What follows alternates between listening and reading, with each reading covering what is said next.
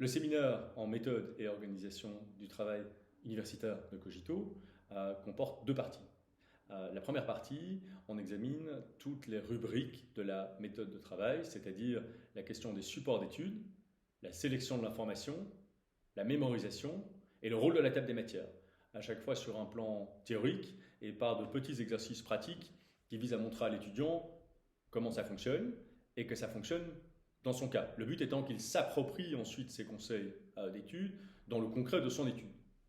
C'est aussi la raison pour laquelle ce séminaire chez Cogito, nous avons décidé de le rendre strictement individuel, parce que ça permet de s'adapter à la situation de l'étudiant et ça permet également, ça garantit une forme de transparence de sa part. C'est-à-dire qu'un étudiant, quand il n'a pas la pression du regard d'autrui, s'exprime plus librement sur sa situation, sur sa généalogie, sur les études ou les difficultés qu'il a ou qu'il n'a pas rencontrées dans son parcours.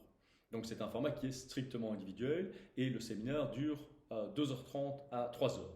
C'est très intensif et nous insistons sur cet aspect parce que cela veut dire qu'on s'adresse exclusivement à des étudiants qui sont motivés. On a parfois des parents qui sont très motivés à inscrire leurs enfants, mais l'enfant n'est pas vraiment prêt à regarder, je dirais, de façon critique sa façon de travailler. Et à ce moment-là, ce n'est pas vraiment productif, je dirais, de l'inscrire au séminaire, en tout cas au sens où nous l'entendons.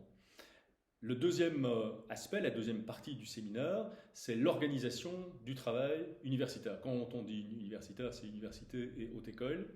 Par exemple, faut-il étudier tous les cours de front ou bien une partie des cours maintenant et une partie des cours plus tard dans l'année académique. On regarde également l'organisation en blocus suivant le fameux belgicisme. Combien de temps faut-il étudier? Est-ce qu'on doit faire beaucoup de pauses, peu de pauses, des périodes de travail plus ou moins grandes? Est-ce qu'on peut travailler la nuit, etc. Enfin, toutes les questions que l'étudiant aussi souhaite nous soumettre.